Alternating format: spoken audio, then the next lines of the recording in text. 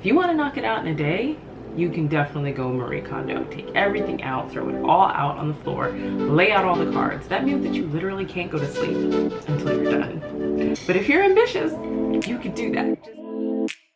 Hi, welcome back to my channel. My name is Shareen. I am an interior designer here in New York City, and we're going to talk a bit about the 1, 2, 3s of interior design.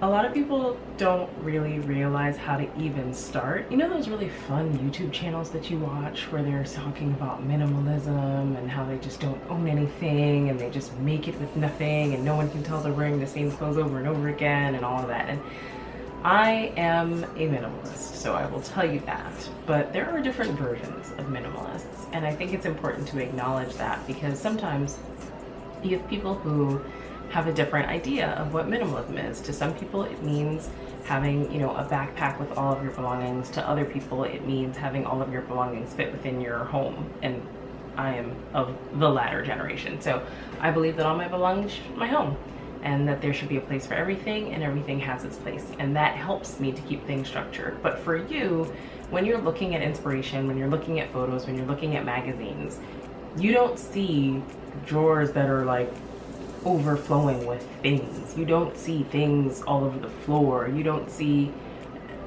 let's forget about what you don't see. Here's what you see. You see curated style. You see curated design. And that is something that people aspire to, but have a really difficult time getting to it.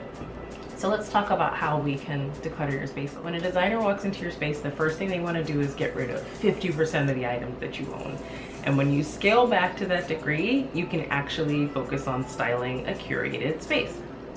So how do you tackle this whole declutter thing? See, the ugly truth is, most people own more stuff than you see in their photos. I did spend time flipping those pillows for you, but that's just because I care. In most cases, people have a lot more than they're going to show you when they photograph. The best Instagrammers and the best videographers always have some sort of background, and they show you like what the other half of the room looks like when this half of the room is perfectly styled. But in reality, you're living in the space. So how do we make it a little bit more accommodating for you? I think the first thing is to set your goal. I mentioned for myself, my goal is that everything fits in my home, and I apply that for every area of my home. I want all of my clothes to fit in my closet. I want all of my hair products to fit in my bathroom. I want all of my nail polish to fit in the designated space where my nail polish goes. And if there's more than that, then I apply rule number 2. Rule number 2 is the 1 in, 1 out rule. That's a little bit when we get into maintenance, but I'll talk about that more as we get closer to that area. The benefit of it though is making sure that you actually do maintain this declutter after you do it. There's 2 schools of thought with decluttering. There's the whole knock it out in one day, oh my gosh, get everything done. And then there's the people that like drip, drop, and drabble through it. And it's up to you. You know what kind of person you are. I'm not sure which of the 2 you are, so I'll give you a method to go either way. If you want to knock it out in a day, you can definitely go Marie Kondo. Take everything out, throw it all out on the floor, lay out all the cards. That means that you literally can't go to sleep until you're done. But if you're ambitious, you could do that. Just pick a space and take it a space at a time. Otherwise, if you want to take it a day at a time, for example, you can try my declutter challenge. I have a 1-month declutter challenge that's available online. If you're interested, you can comment down below or you can sign up on my website, greenshareendesign.com. Shameless plug. And if you're interested in what that looks like, then feel free to take a peek. I'm sure that you saw what was going on during quarantine, and I'm sure that you did a bunch of online shopping. And if you didn't see that, check out this video over here. And then now, if you're ready to talk about the practical use, you can either sign up for the newsletter or comment, and I will send it to you if you send me your email address. When it comes to getting rid of things, you have to figure out how you're going to be comfortable getting rid of it. Is it something that you're going to want to sell because you have like a financial attachment to it? And if you do decide that you want to sell something, then I suggest that you go on to the next step, which is set a deadline for yourself. Give yourself a timeline of how long you're going to take to achieve this declutter challenge.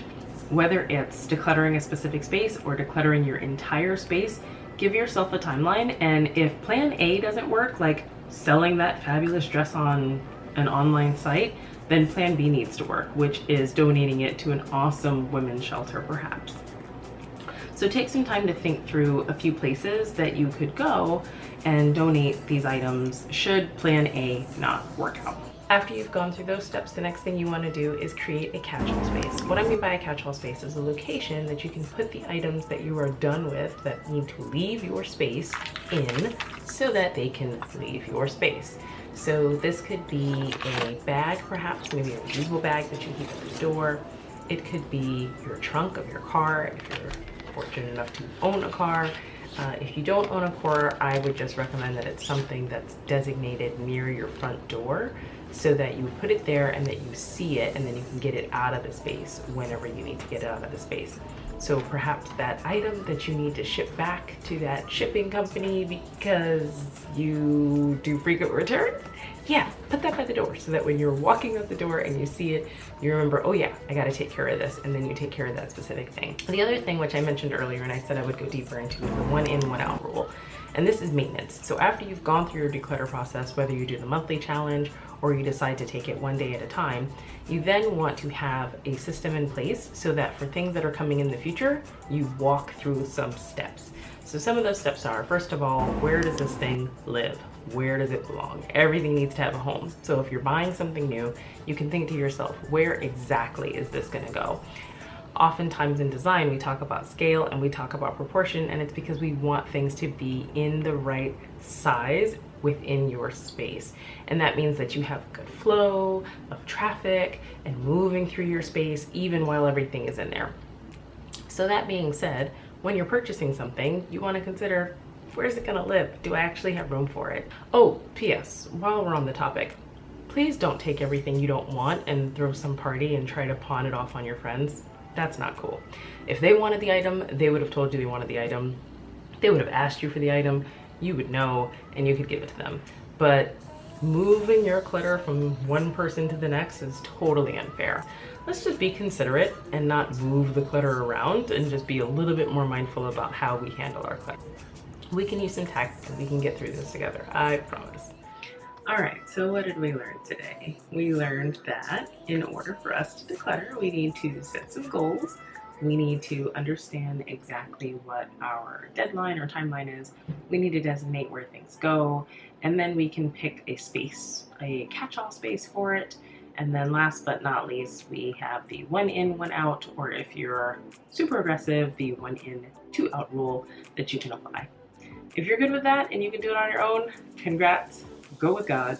If you can't and you need some help, like I said, I'll send you my guide, or you can just comment down below. I'm happy to help out. If you'd like to see me declutter some spaces, you can check out my Instagram. On the gram, there are some images of me doing some before and afters of some of the drawers in my home, so you can take a peek.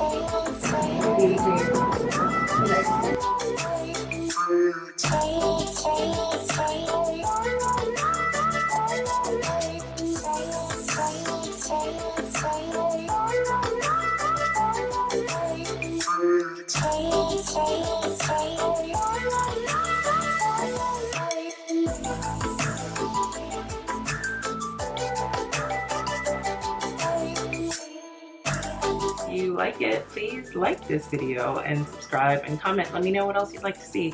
There's plenty more coming to the beginning of design. The 1, 2, 3s of design. First, we declutter. Second, we clean. Clean with me is coming up next. And in that, I will give you the sneak peek to my entryway that I promised coming soon.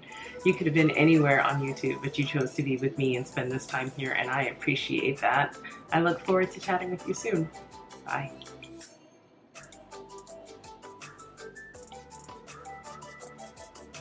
If you're still here, why don't you go declutter something?